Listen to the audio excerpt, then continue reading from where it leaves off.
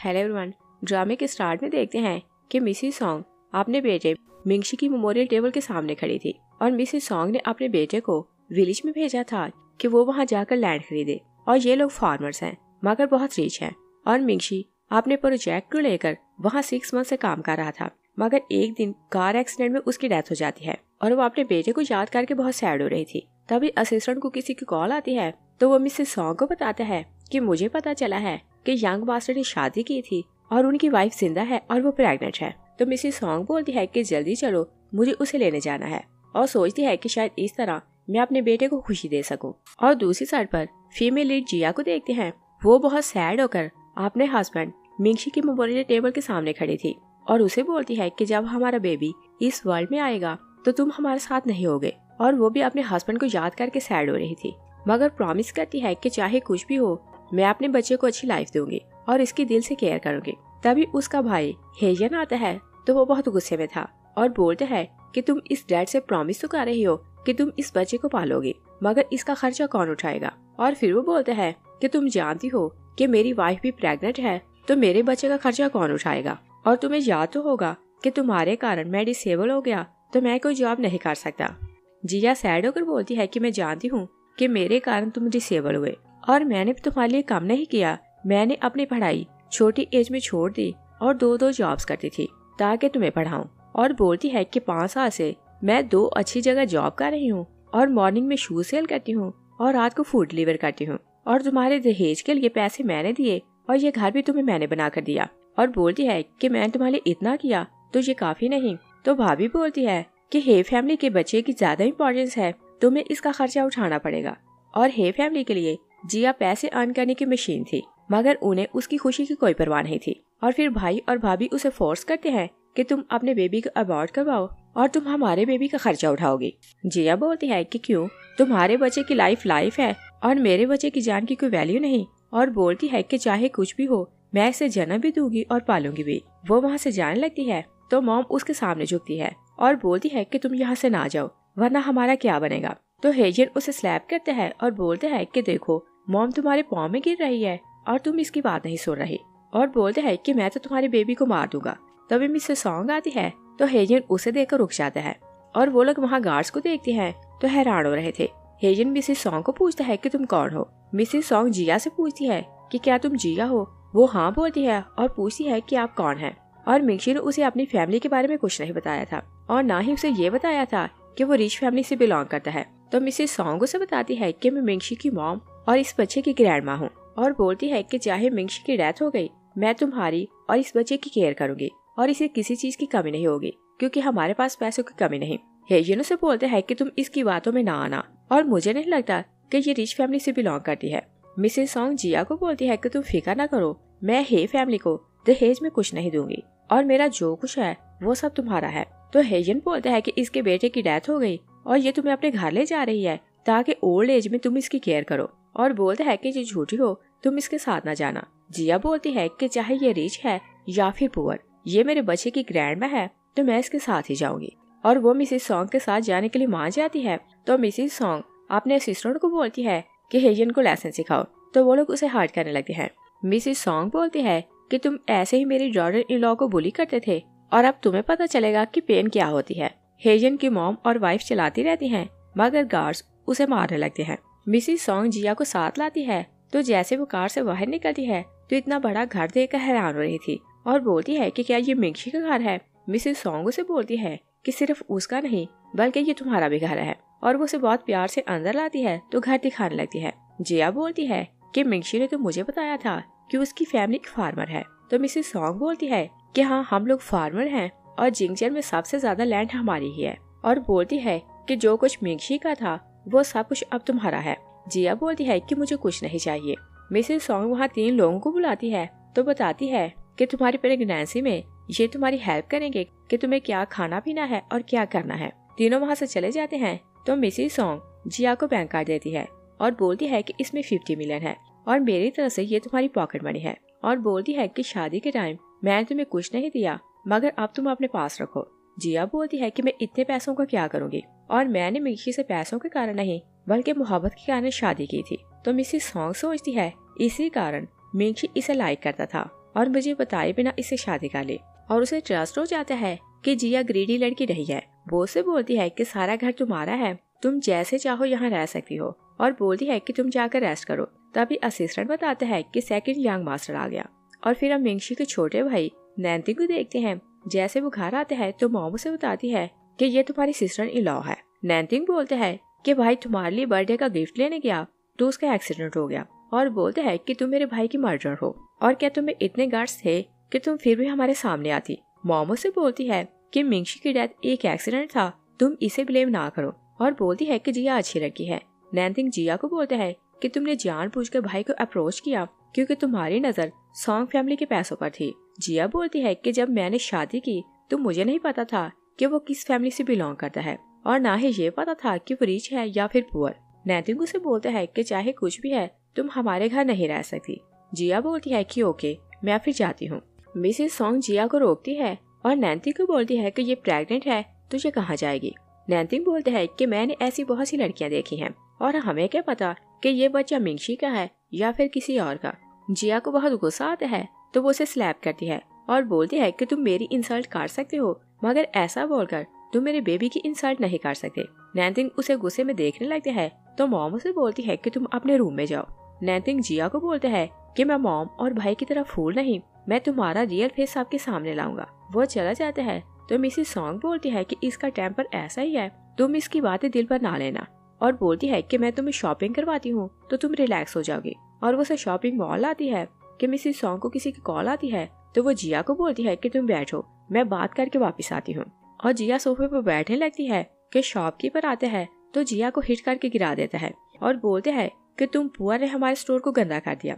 Mrs song आती है तो बोलती है कि अगर मेरी डॉटर इन लॉ और मेरे पोते को कुछ हुआ तो मैं तुम्हें जान से मार दूंगी। शॉपकीपर बोलता है कि तुम ओल्ड लेडी, तुम मुझसे पहले मरोगी, तुम मुझे क्या मारोगी। नैन्टिंग वहाँ आता है तो बोलते हैं कि क्या ऐसा है कि तुम अभी नहीं मरोगे। शॉपकीपर बोलते हैं कि यंग मास्टर देखें, ये पुअर लोग यहाँ प्रॉब्लम कर रहे थे तो मैंने इनको लेसन सिखाया। असिस्टेंट उसे स्लैप करता है तो बताता है कि ये बॉस की मॉम और उनकी भाभी है। शॉपकीपर मिसेस सॉन्ग से माफिया मांगता है, मगर नैन्टिंग असिस्टेंट को बोलता है कि इसकी टांगे तड़वाकर इसे सिटी से बाहर निकाल दो। और नैन्टिंग की नेचर ऐसे ही थी कि जो कोई मिस्टेक करता वो उसे माफ नहीं करता था। असिस्टेंट उसे ले जाता है तो मिसेस सॉन्ग जिया को एक ड्रेस देती है कि इसे ट्राई करो, और जिया ड्रेस पहन कर आती है तो मिसेस सॉन्ग और नैन्टिंग उसे देखने लगते हैं और नैन्टिंग उसे इम्प्रेस होने लगता है।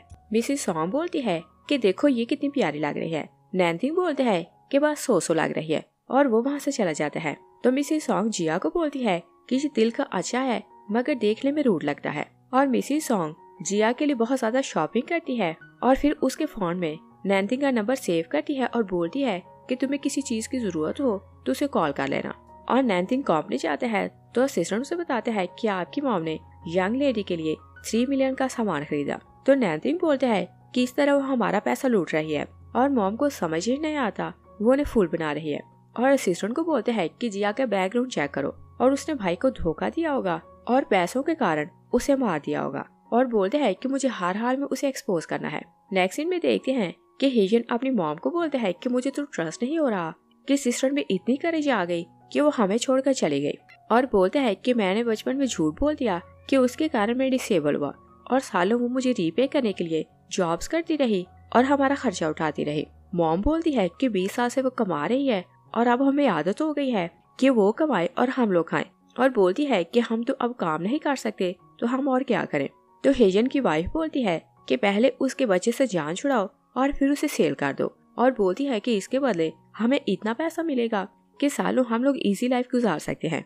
हेजन बोलते हैं कि वो यहाँ कैसे आएगी। मॉम बोलती है कि मेरे पास रास्ता है, वो खुद चलकर यहाँ आएगी। और हेजन जिया को कॉल करते हैं कि मॉम को डॉग ने काटा तो वो मरने वाली है और लास्ट बार वो तुम्हें देखना चाहती है। और जिया भागती हुई घर जाती है तो देखती है कि मॉम बिल्कुल ठीक है। मॉम उसके पाँव में गिरती है और बोलती है कि तुम वापिस आओ वरना हमारा घर नहीं चलेगा और हम लोग तो भूखे मर जाएंगे। और बोलती है कि हे फैमिली का वारिस आने वाला है तो उसे कौन पालेगा। जिया बोलती है कि अगर हे फैमिली का वारिस आने वाला है तो हे फैमिली उसके लिए कुछ करे, मैं भला क्या करूं।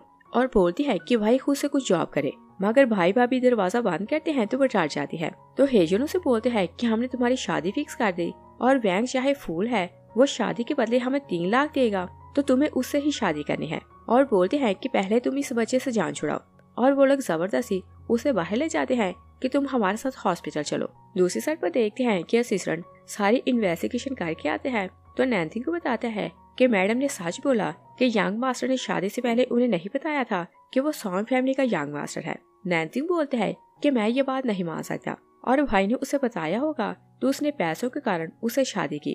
असिस्टेंट बताते हैं कि मैडम जिया अपनी फैमिली का खर्चा उठाती हैं, इवन अपने भाई की शादी पर दहेज का पैसा उन्होंने लड़की वालों को दिया और अपने भाई के लिए घर भी खरीदा। नैन्सी बोलते हैं कि उसने भाई से पैसा लिया होगा तो अपने भाई की शादी करवाई और घर खरीद कर दिया।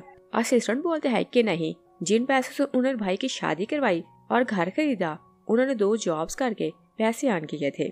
इवन आपके भाई की बिजनेस में हेल्प करने के लिए उन्होंने ओवर टाइम किया और उसे पैसे दिए, और वो उसे डिटेल्स बताने लगते हैं कि वो कहाँ कहाँ जॉब करती और कितनी मेहनत करती और घर जाकर ओवर टाइम के लिए शूज लोगों को सेल करती और आपके भाई को पैसे दिए। नैन्सी सारी बातें सुनता है तो शॉक रह जाता है और बोलते हैं कि मैंने उसे गलत समझा। तभी जिया उसे कॉल करती है और वो बात करने लगते हैं कि हेजन उसका फोन छीन लेता है और वो चला रही थी मगर हेजन फोन तोड़ देता है।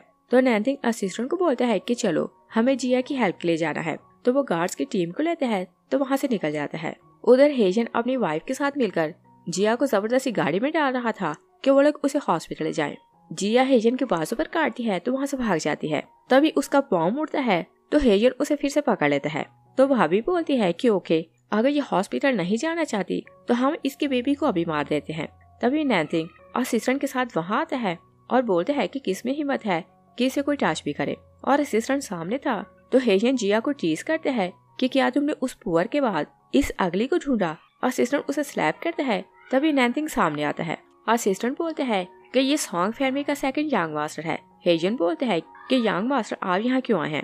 नैन्सी बोलते हैं कि ये मेरी भाभी है और ये बेबी मेरे भाई का है, और तुमने इसे मारने की बात कैसे की। वो उसे हिट करके गिराता है तो उसकी वाइफ उसे संभालने लगती है। हेजन बोलते हैं कि मुझे नहीं पता था कि ये बेबी सॉन्ग फैमिली का है। नैन्सी पूछते हैं कि क्या ये तुम्हारी वाइफ है। वो हाँ बोलते हैं। तो नैन्सी बोलते हैं कि तुम मेरे भाई के बेबी को मारने की बात कर रहे थे तो तुम्हें खुद का बेबी मारना पड़ेगा। और हेजन की अपनी बारी आती है तो वो उसकी मिन्नतें करने लगता है कि चाहे कुछ भी हो तुम मेरे बेबी को ना मारो, और बोलते हैं कि हमें माफ कर दो। नैन्सी उसे माफ नहीं करता तो वो जिया से माफी मांगने लगता है और बोलते हैं कि ये तुम्हारा भतीजा है तो तुम हम पर रहम करो, मगर जिया भी उसे माफ नहीं करती और वो गिरने लगती है। तो नैन्सी उसे उठा लेते हैं और असिस्टेंट को बोलते हैं कि इन दोनों को डील करो। तो गार्ड्स उन दोनों को मारने लगते हैं और नैन्सी जिया को कार में डालता है तो वो बोलती है कि मेरे बच्चे को किसी तरह भी बचा लो। नैन्सी बोलते हैं कि मैं तुम्हें कुछ नहीं होने दूंगा, और वो उसे हॉस्पिटल आते हैं तो अपनी मॉम को भी कॉल करता है। मिसेस सॉन्ग आती है तो वो उन्हें बताते हैं कि डॉक्टर उसे चेक कर रहा है।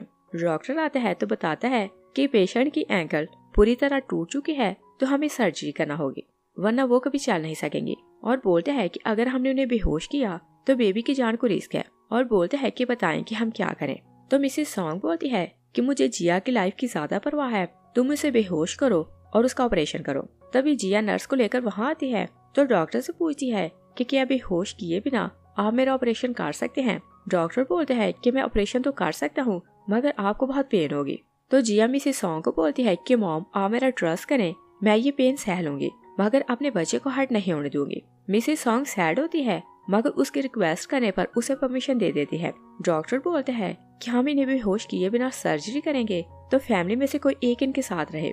मिसेस सॉन्ग बोलने लगती है तो नैन्सी बोलते हैं कि इसके साथ मैं जाऊंगा, और नैन्सी उसके साथ ऑपरेशन थिएटर जाता है तो उसका हाथ पकड़े रहता है और जिया को बहुत ज्यादा पेन होता है मगर वो ऑपरेशन करवा लेती है। तो डॉक्टर उसे अप्रिशिएट करता है कि लड़की तो बहुत ब्रेव है। नैन्सी सोचता है कि शायद इसी कारण भाई इसे लाइक करता था। और फिर हम 1 मंथ बाद का सीन देखते हैं। जिया डिस्चार्ज होकर घर आती है तो मिसेस सॉन्ग उसे फाइल देती है और बोलती है कि मैंने सॉन्ग ग्रुप के 20% शेयर तुम्हारे नाम ट्रांसफर कर दिए हैं। जिया बोलती है कि मुझे कुछ नहीं चाहिए। तो मिसेस सॉन्ग उसे बोलती है कि ओके, अगर तुम्हें शेयर्स नहीं चाहिए तो मैं 50 मिलियन तुम्हारे अकाउंट में ट्रांसफर करती हूँ। मगर जिया बोलती है कि मुझे अपनी जॉब पर वापस जाना है और वो एक शू स्टोर पर काम करती थी। तो मिसेस सॉन्ग बोलती है कि तुम वो काम नहीं करोगी, मगर जिया बोलती है कि मुझे काम करके अपने बच्चे के लिए एग्जाम्पल बनानी है कि कोई भी काम छोटा या बड़ा नहीं होता, और वो जिद करने लगती है। तो मिसेस सॉन्ग बोलती है कि ओके, तुम जॉब पर जा सकती हो मगर तुम्हें छोड़ने और लेने नैन्सी आएगा। जिया बोलती है कि मैं खुद जा सकती हूँ। नैन्सी बोलते हैं कि मैं तुम्हें छोड़ने और लेने खुद जाऊंगा, और बोलता है कि सुबह मैं तुम्हारा वेट करूंगा। और रात को वो उसे लेने आता है तो बोलता है कि मैं तुम्हारे मैनेजर को हाई बॉल कराता हूँ ताकि कोई तुम्हें बुली ना करे। जिया बोलती है कि मुझे वहाँ कोई बुली नहीं करता, तो इस चीज की जरूरत नहीं। और अगले दिन सीनियर मैनेजर स्टोर विजिट करने आता है तो जिया को देखकर बोलता है कि तुमने इस प्रेग्नेंट लेडी को फिर से जॉब क्यों दे दी, और बोलता है कि ये बिना बताए 2 माह से गायब रही, तो इसे जॉब से निकाल दो। मैनेजर बोलता है कि ये 5 साल से यहाँ जॉब कर रही है और इसने लीव ली थी, बिना बताए छुट्टी नहीं की थी, और बोलता है कि अगर हम इसे जॉब से निकालें तो हमें बड़ी कंपनसेशन देना पड़ेगी। मैनेजर बोलता है कि मेरे पास सोल्यूशन है कि ये खुद जॉब छोड़कर चली जाएगी और हमें कंपनसेशन नहीं देना पड़ेगी। तो वो मैनेजर को प्लान बताता है। मैनेजर वर्कर्स को बोलता है कि साल का एंड होने वाला है, तो जिस वर्कर ने 5 लाख से कम की सेल करवाई होगी उसे रिजाइन करना होगा। जिया बोलती है कि मैंने 2 मंथ छुट्टी की तो मैं अपना टास्क कंप्लीट नहीं कर सकूंगी। तो मैनेजर बोलता है कि ओके, अगर तुमने अपना टास्क कंप्लीट ना किया तो तुम्हें रिजाइन करना पड़ेगा। जिया वरीड होती है कि मिसेस सॉन्ग को पता चलता है, तो वो स्टोर पर आती है और बहुत से शूज खरीद लेती है, और शूज वो जिया से खरीदती है ताकि उसका टास्क पूरा हो जाए। और जिया खुश हो जाती है कि उसका टास्क कंप्लीट हो गया। और वो घर आती है तो मिंगशी की पिक्चर देखती है तो बोलती है कि तुम्हारी फैमिली बहुत अच्छी है, और अगर तुम हमारे साथ होते तो हम अपने बेबी के साथ बहुत खुश रहते। और वो मॉर्निंग में सिक फील करती थी, तो जैसे ही जागती तो भागती हुई किचन में जाती, और नैनदिंग उसे नोट करता था। तो एक दिन वो मेड से पूछता है कि इसे मॉर्निंग में क्या होता है। तो मेड उसे बोलती है कि इसकी कंडीशन ऐसी है कि वो मॉर्निंग में ये कुछ खट्टा खाना चाहती है, तो इसी कारण किचन में जाती है, और बोलती है कि अगर इसे प्लम सूप मिले तो ये अच्छा फील करेगी। और फिर नेक्स्ट मॉर्निंग नैनदिंग जिया के जागने से पहले किचन में जाता है तो उसके लिए प्लम सूप बनाता है। और फिर हम प्रेजेंट में देखते हैं जिया जागती है तो किचन में जाने लगती है। तभी यूथिंग आता है तो वो उसे सूप पकड़ाता है। जिया हैरान होकर पूछती है कि तुम्हें कैसे पता कि मुझे ये चाहिए था। तो नैनदिंग झूठ बोलता है कि मॉम ने तुम्हारे लिए बनाया और मुझे बोला कि मैं तुम्हें दे आऊं। जिया स्टोर पर चली जाती है तो नैनदिंग असिस्टेंट को बोलते हैं कि मुझे मॉल के विजिट के लिए जाना है, और ये मॉल सॉन्ग फैमिली के अंडर था, तो वो वहाँ विजिट के लिए जाता है।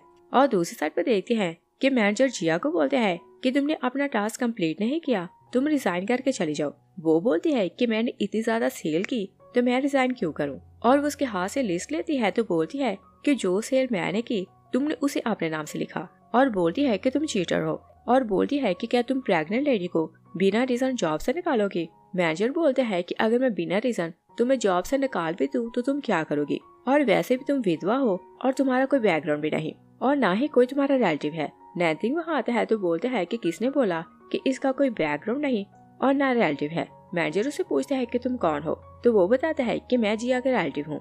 तो मैनेजर उसका मजाक उड़ाता है और बोलता है कि इसे सपोर्ट तो ऐसे करने आए हो कि बहुत बड़े आदमी हो। और वो आर्ग्यू कर रहे थे कि सीनियर मैनेजर आता है तो बोलता है कि मिस्टर सॉन्ग विजिट के लिए आ रहा है, तो तुम लोग आर्ग्यू क्यों कर रहे हो। तो जूनियर मैनेजर उसे बताता है कि ये वीडियो प्रॉब्लम क्रिएट कर रही है, तो इसी के कारण ऐसा हो रहा है। तो सीनियर मैनेजर बोलता है कि इसे निकालो और स्टोरी खत्म करो, और नैनदिंग मुड़कर उसे देखते हैं। तो सीनियर मैनेजर बोलता है कि मिस्टर सॉन्ग आप यहाँ कब आए। नैनदिंग बोलता है कि जिसे निकालने की तुम जॉब कर रहे हो ये मिंगशी की वाइफ है। दोनों उसकी बात सुनते हैं तो जिया से माफी मांगने लगते हैं और बोलते हैं कि हमें एक चांस दो कि हम यहाँ जॉब करें। तो जिया बोलती है कि तुम दोनों रिजाइन करके चले जाओ। नैनदिंग बोलता है कि ये तो बहुत काइंड है, मगर मैं इस जैसा काइंड नहीं। और असिस्टेंट को बोलते हैं कि इन दोनों की टांगें तोड़ो और सिटी से बाहर निकाल दो। और जिया घर आती है तो मिसेस सॉन्ग को सारी बात पता चलती है, तो वो उसे डांटती है कि तुम अब जॉब नहीं करोगी, और अगर तुम कुछ करना चाहती हो तो डिलीवरी के बाद मैं तुम्हें खुद की कंपनी खोल दूंगी, तो तुम उसे चलाना। तो जिया उनकी बात मानकर जॉब छोड़ देती है। मिसेस सॉन्ग जिया को बोलती है कि कंपनी की पार्टी है तो तुम भी पार्टी में आओगे। जिया बोलती है कि मेरे कारण शायद आप एम्बैरस हो। मॉम बोलती है कि मुझे तुम्हारे कारण एम्बैरस नहीं होना पड़ेगा। और रात को पार्टी थी तो जिया सिंपल ड्रेस पहनकर वहाँ आती है। मिसेस सॉन्ग उसे बोलती है कि तुमने चेंज क्यों नहीं किया। तो जिया बोलती है कि जो कपड़े हमने खरीदे थे वो मुझे टाइट हो गए। तो मिसेस सॉन्ग उसे बोलती है कि मैंने हाउसकीपर को बोला था कि वो तुम्हें नई ड्रेस दे, और बोलती है कि मैं उसे बोलती हूँ कि वो तुम्हें रेडी होने में हेल्प करे। जिया बोलती है कि मैं इस ड्रेस में कंफर्टेबल फील कर रही हूँ, तो क्या मैं ऐसे यहाँ रह सकती हूँ। तो मिसेस सॉन्ग उसे बोलती है कि जैसा तुम्हारा दिल चाहे तुम वैसे ड्रेस पहन सकती हो, और वो लोगों से मिलने लगती है। और पार्टी में जिया की फेवरेट सिंगर फे आती है, और वो पहले से जानती थी कि फे उनकी पार्टी में आने वाली है, तो उसने उसके लिए कुकीज बनाई थी। और जैसे ही फे वहाँ आती है और फे को देखकर लोग उसका ऑटोग्राफ लेने लगते हैं, तो जिया अपनी बारी का इंतजार करने लगती है। और जब उसकी टर्न आती है तो वो फे को बोलती है कि मुझे तुम्हारे साथ सेल्फी लेनी है। और फे खुश होकर उसके साथ सेल्फी बनवाती है तो जिया उसे कुकीज देती है और बोलती है कि मैंने तुम्हारे लिए खुद बनाई है। जिया वहाँ से चली जाती है तो फे कुकीज डस्टबिन में फेंकती है और अपने असिस्टेंट को बोलती है कि क्या तुम्हें नजर नहीं आता, तुम ऐसे पुअर लोगों को मेरे पास क्यों आने देती हो। और फे की फैमिली क्राइसिस से गुजर रही थी तो वो नैथिंग को अप्रोच करने आई थी कि अगर वो उससे शादी कर ले तो वो रिच हो सकती है। और वो वाइन का ग्लास लेती है तो नैथिंग के पास से गुजरते हुए वाइन उस पर गिराती है और फिर शो करती है कि जैसे उसने उसे देखा नहीं और बोलती है कि तुम तो वही हो जो बचपन में मेरे साथ खेला करते थे। नैथिंग उसे बोलते हैं कि मैं ऐसे स्टूपिड काम नहीं करता था और दूसरे ये कि तुमने मेरा सूट खराब किया तो 2 मिलियन पे कर देना। और वो उसके साथ बहुत रूड हो रहा था मगर जिया के पास जाते हैं तो स्माइल करके बातें करने लगते हैं और फिर उन दोनों को बातें करते देखती है तो जेलस होने लगती है। तो वो अपने असिस्टेंट को बोलती है कि पता लगाओ कि ये लड़की कौन है। और मिसिस सॉन्ग कॉन्ट्रैक्टर से बात कर रही थी कि फे वहाँ आती है तो मिस्टर ड्रोंग को बोलती है कि क्या आप मुझे जानते हैं। मिस्टर ड्रोंग बोलते हैं कि हाँ तुम सिंगर हो। फे बोलती है कि अगर आप चाहें तो मैं आपके लिए सॉन्ग गा सकती हूँ। वो हाँ बोलते हैं तो फे गाना गाने के लिए स्टेज पर जाती है मगर वहाँ जाकर खांसने की एक्टिंग करती है तो सब बोलते हैं कि इसके गले को क्या हुआ। और फिर जिया को देखती है तो बोलती है कि तुमने मुझे कुकीज दी, उन्हें खाकर मेरा गला ऐसा खराब हुआ कि मुझसे बोला नहीं जा रहा। और बोलती है कि बताओ तुमने उसमें क्या मिलाया था। जिया बोलती है कि मैंने उसमें कुछ नहीं मिलाया था। तो फे बोलती है कि मिस्टेक मेरी नहीं तो मैं अब गा नहीं सकती। और मिसेस सॉन्ग को बोलती है कि आप मुझे इस बात के लिए ब्लेम न करना और आप मुझे पेमेंट देंगी। तो मिसेस सॉन्ग बोलती है कि ओके, अगर तुम गाना नहीं गा सकती तो मेरी डॉटर इन लॉ गाना गाएगी। जिया उनकी बात सुनती है तो कंफ्यूज होने लगती है।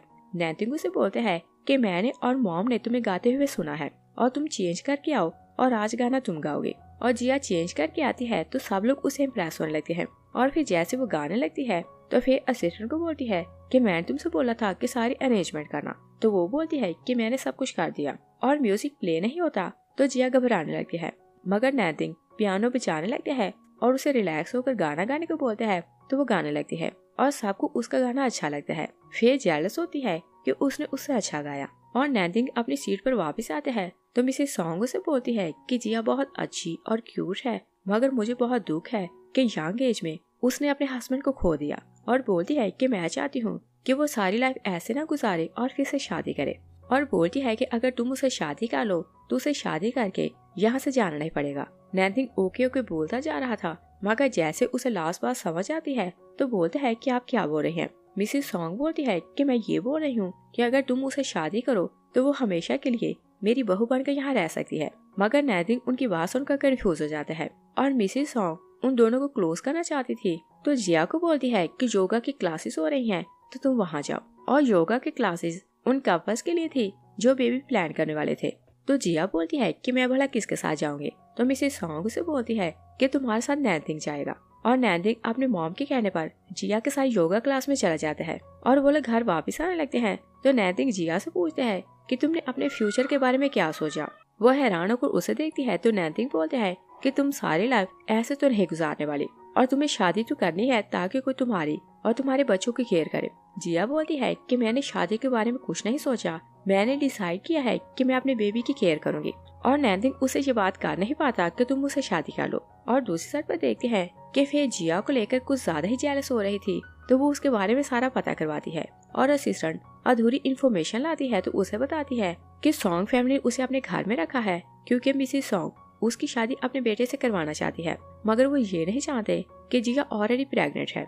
तो फे बोलती है कि अगर नैथिंग को पता चले कि वो ऑलरेडी प्रेग्नेंट है तो वो उसे शादी कभी नहीं करेगा और मिसेस सॉन्ग उसे घर से निकाल देंगी। और वो सॉन्ग हाउस जिया से मिलने के लिए आती है तो उसे बाहर मिल जाती है। फे उसे बोलती है कि मैं तुमसे बात करने आई हूँ। जिया बोलती है कि मुझे तुमसे कोई बात नहीं करनी और वो जाने लगती है कि फे उसे बोलती है कि क्या आंट और नैथिंग को पता है कि तुम प्रेग्नेंट हो। वो उसे हिच करके नीचे गिराती है कि नैथिंग असिस्टेंट के साथ वहाँ आता है। वो जिया को उठाता है तो असिस्टेंट फे को स्लैप करता है। तो फे नैथिंग को बोलती है कि ये लड़की ऑलरेडी प्रेग्नेंट है और ये तुम्हें फ्रेम कर रही है कि तुम उससे शादी करो। और जिया को बोलती है कि तुम इसे बताओ कि तुम प्रेग्नेंट हो। जिया बोलती है कि हाँ और ये बेबी नैथिंग के भाई का है। फिर उसकी बात सुनकर शॉक्ड हो जाती है तो नीचे गिर जाती है और वो माफी मांगने लगती है मगर नैथिंग असिस्टेंट को बोलते हैं कि इसकी जुबान काट दो। वो दोनों अंदर आते हैं तो जिया बहुत कंफ्यूज हो रही थी। वो बोलती है कि मैं थक गई हूँ, जाकर रेस्ट करूंगी। तो नैथिंग उसे बोलते हैं कि मैं तुमसे शादी करना चाहता हूँ। जिया उसकी बात सुनकर शॉक रह जाती है और बोलती है कि मैंने तुम्हारे लिए ऐसा नहीं सोचा। तो नैनसिंग उसे बोलता है कि जब तुम मेरे सामने नहीं होती तो मैं सिर्फ तुम्हारे बारे में सोचे जाता हूँ, और जब तुम मेरे सामने होती हो तो तुम्हारे अलावा मुझे कोई और चीज नजर नहीं आती। तो जिया उसे बोलती है कि मैं ये समझूंगी कि मैंने कुछ नहीं सुना और ना ही तुमने कुछ बोला, मगर तुम इस बात को भूल जाओ। नैनसिंग उसे बोलता है कि मैं इस बात को लेकर सीरियस हूँ और बताता है कि मैं बिजनेस ट्रिप पर जाना हूँ। जब मैं वापस आऊँ तो मैं होप करता हूँ तुम शादी के लिए मान जाओगी। और वो अर्ली मॉर्निंग जाने के लिए निकलता है। तो जिया विंडो से उसे देख रही थी और नैनसिंग ऊपर देखता है तो वो साइड पर हो जाती है। नैनसिंग सैड होकर चला जाता है, मगर हर रोज वो उसके लिए कोई न कोई गिफ्ट भेजता और पहले दिन वो उसके लिए फ्लावर भेजता है। तो जिया फ्लावर उठाती है तो उस पर उसका नाम लिखा था। मिसेस सॉन्ग फ्लावर देखती है तो बोलती है कि क्या तुम लेवेंडर फ्लावर का मीनिंग जानती हो? वो ना बोलती है तो मिसेस सॉन्ग उसे बताती है कि इसका मतलब होता है कि वेटिंग फॉर लव। और फिर नैनसिंग हर रोज उसके लिए कोई न कोई गिफ्ट भेजता तो वो गिफ्ट लेकर खुश हो जाती। और एक दिन वो उसके गिफ्ट का वेट कर रही थी, तभी बेल होती है तो वो खुश होकर दरवाजा खोलने जाती है, मगर वहाँ प्लम्बर था। वो सैड होकर वापस आती है तो मिसेस सॉन्ग उसे बोलती है कि नैनसिंग तुम्हारे साथ सिंसियर है, मगर जिया बोलती है कि वो मिंगशी का छोटा भाई है तो मैं उसके लिए ऐसा नहीं सोच सकती। तो मिसेस सॉन्ग उसे बोलती है कि तुम उसके बारे में सोचो, मगर वो भी जान गई थी कि जिया नैनसिंग को लाइक करने लगी है। और फिर ऐसे ही 6 मंथ बीत जाते हैं और फिर हम देखते हैं कि मेड जिया को बताती है कि आपकी मॉम आई है और वो बाहर जाती है तो मॉम उसके लिए एग्स लाई थी और जिया को बोलती है कि मुझे तुम्हारे खाने पीने की फिक्र हो रही थी। जिया उसे बोलती है कि आप ये एग्स भाई को देना। मॉम उसके बेबी के लिए एक ड्रेस लाई थी तो वो उसे दिखाती है और जिया फिर से उनकी बातों में आती है तो उन्हें घर के अंदर लाती है और मॉम को बोलती है कि इस कार्ड में 50,000 हैं, आप ये अपने पास रखे। और मॉम को लग रहा था कि वो उन्हें बड़ी अमाउंट देगी। वो गुस्से में आती है तो बोलती है कि सॉन्ग फैमिली इतनी रिच है तो क्या उन्होंने तुम्हें 50,000 दिए? और फिर वो खुद को कंट्रोल करती है तो बोलती है कि अगर एक दिन उन्होंने तुम्हें घर से निकाल दिया तो तुम अपने बच्चे और अपनी केयर कैसे करोगी? और बोलती है कि उनसे बहुत ज्यादा पैसे लो। जिया बोलती है कि मैं पैसों के कारण उनके साथ नहीं रहती। मॉम घर जाती है तो हेजन को 50,000 का बैंक कार्ड देती है तो वो बोलते हैं कि क्या हम भिखारी हैं कि 50,000 ले। और बोलते हैं कि जिया के कारण मैड ने अपने बेबी को खोया तो मुझे 5 मिनट कॉम्पनसेशन चाहिए। मॉम बोलती है कि वो ऐसे हमें पैसे नहीं देगी, हमें कुछ और करना होगा। और एक दिन बेल होती है तो जिया जाकर दरवाजा खोलती है तो वहाँ उसके लिए शूज थे। वो शूज उठा कर लाती है तो मेड उसे शूज पहनाती है। तो जिया बोलती है कि मैं बाहर वॉक के लिए जा रही हूँ। मेड बोलती है कि मैं आपके साथ जाऊंगी, मगर जिया बोलती है कि मुझे अकेले जाना है।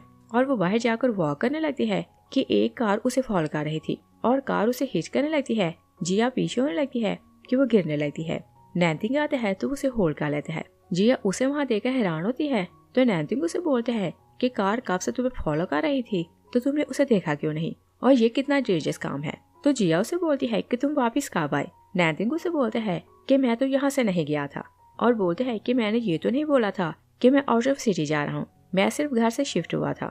जिया नैनसिंग को बोलती है कि तुम घर जाओ, मॉम तुम्हारा वेट कर रही है। तो नैनसिंग उसे बोलता है कि मैं तुम्हें मिस कर रहा था, क्या तुमने मुझे मिस किया कि नहीं? वो ना बोलती है तो नैनसिंग उसे बताता है कि मैं जानता हूँ कि तुम मुझे लाइक करती हो, और उसे बताता है कि गिफ्ट हर रोज मैं खुद रखने आता था और दूर खड़े होकर देखता था, और तुम खुश होकर मेरा गिफ्ट उठाती, और जिस दिन मैं वहाँ कुछ नहीं रखता तुम बहुत सैड हो जाती। जिया उसकी बातें सुनती है तो कंफ्यूजन लगती है। तभी उसे कॉल आती है कि तुम्हारी मॉम हमारे पास है, अगर तुम उन्हें जिंदा देखना चाहती हो तो तुम यहाँ अकेली आना और किसी को कुछ ना बताना और 5 मिलियन लेकर आना। नैनसिंग उसे पूछता है कि क्या हुआ, तो जिया बोलती है कि कुछ नहीं, और वो टैक्सी लेती है तो वहाँ से चली जाती है।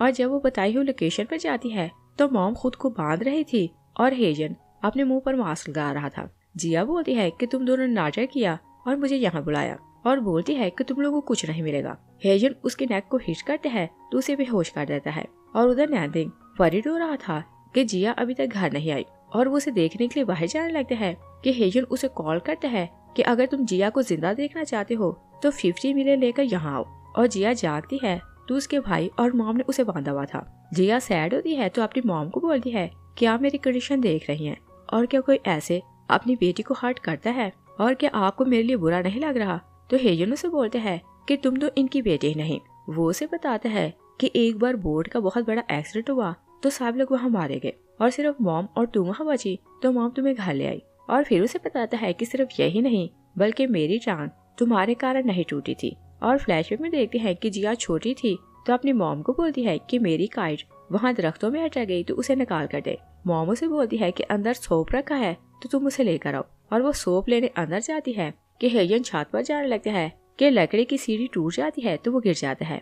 और जिया बाहर आती है तो मॉम उसे ब्लेम करती है कि तुम्हारी काइट उतारते हुए मेरे बेटे की टांग टूट गई, और बोलती है कि अब ये बेचारा कुछ कर नहीं सकेगा तो सारी लाइफ इसे तुम ही कमाकर सपोर्ट करोगी। और फिर हम प्रेजेंट में देखते हैं जिया सैड होती है तो बोलती है कि तुम स्टार्ट ही से झूठे थे। तो हेजन उसे बोलते हैं कि अगर हम लोग झूठ ना बोलते तो तुम स्कूल ना छोड़ती, और ना ही मेरी ट्यूशन फी के लिए छोटी एज में जॉब करती, और ना ही दिन रात काम करती, और मेरी शादी के लिए पैसे जमा करती। जिया उनकी बातें सुनती है तो सैड होने लगती है। तभी नैनथिंग पैसे लेकर वहाँ आता है तो हेजन जिया के नेक पर नाइफ रखता है और बोलता है कि अगर तुम पास आए तो मैं इसे मार दूंगा। नैनथिंग बैग दूर फेंकता है तो बोलता है कि चेक कर लो, पैसे पूरे हैं। दोनों माँ बेटा जाकर पैसे चेक कर लगते हैं तो नैनथिंग जाकर जिया को खोलने लगते हैं। तो मॉम हेजन को बोलती है कि देखो वो लोग भागने वाले हैं। हेजन जिया के बेबी को मारना चाहता था, मगर नैनथिंग उसके सामने होता है तो उसका बाजू हर्ट हो जाता है। तभी उसके गार्ड्स और असिस्टेंट आते हैं तो वो लोग हेजन और उसकी मॉम को पकड़ लेते हैं। तो नैनथिंग बोलता है कि इन दोनों को पिग्स वाले फार्म पर रखो, ये लोग उनके साथ रहेंगे और वही कुछ खाएंगे जो पिग्स खाते हैं। और जिया को बोलते हैं कि आपसे कोई तुम्हें बुली नहीं कर सकता क्योंकि मैं तुम्हारे साथ रहूंगा। तभी वो उसका बाजू देखती है तो उसके लिए वरीड होने लगती है। और वो लोग घर आते हैं तो जिया आंट को आवाजें देती है कि आप फर्स्ट एड बॉक्स लाएं, और वो वरीड होकर नैनथिंग को मेडिसिन लगाने लगती है। तो नैनथिंग उसे पूछता है कि क्या तुम मेरे लिए वरीड हो रही थी। वो ना बोलती है और कंफ्यूज होकर जाने लगती है, मगर नैनथिंग उसका हाथ पकड़ता है तो उसे लैब में बिठाता है। तभी मिसेस सॉन्ग आती है तो सॉरी करके चली जाती है, और जिया कंफ्यूज होकर उठ जाती है। नैनथिंग उसे बोलता है कि तुम रेस्ट करो,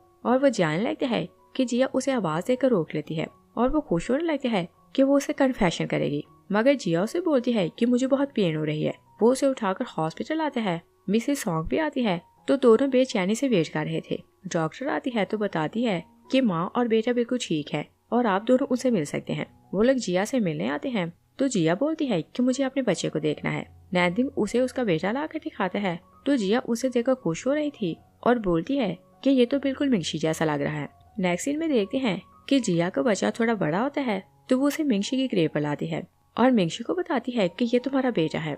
नैनथिंग अपने भाई को बोलता है कि जब आप जिंदा थे तो मेरी लाइफ केयर फ्री थी और मुझे नहीं लगता था कि मुझे किसी बात के लिए वरीड होना है, मगर अब मुझे लगता है कि मैं हर काम के लिए रिस्पॉन्सिबल हूँ और प्रॉमिस करता है कि मैं मॉम, तुम्हारे बेटे और जिया के दिल से केयर करूंगा। और बच्चे के हाथ में विंडमिल टॉय था, वो उसे घुमाने लगता है तो नैनथिंग बोलता है कि क्या तुम विंडमिल घूमने का मतलब जानती हो। वो ना बोलती है तो नैनथिंग उसे बताता है कि इसका मतलब ये कि हमारे लव वंस हमें मिस कर रहे हैं और भाई हम सबको मिस कर रहा है। और वो उसे प्रपोज करते हैं तो इस बार जिया वहां जाती है। लास्ट सीन में देखते हैं कि जिया और नैनथिंग की शादी होती है और जिया मिसेस सॉन्ग को ट्रीट देती है तो मिसेस सॉन्ग खुश हो जाती है तो उसके लिए शादी की गिफ्ट मंगवाती है।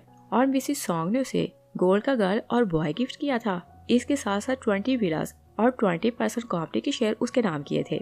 और फिर उसे जेद की ब्रेसलेट देती है और बोलती है कि ये हमारी फैमिली ब्रेसलेट है और आज से इसकी ऑर्डर तुम हो। इस सीन के साथ ही मूवी फिनिश हो जाती है। Thanks for watching.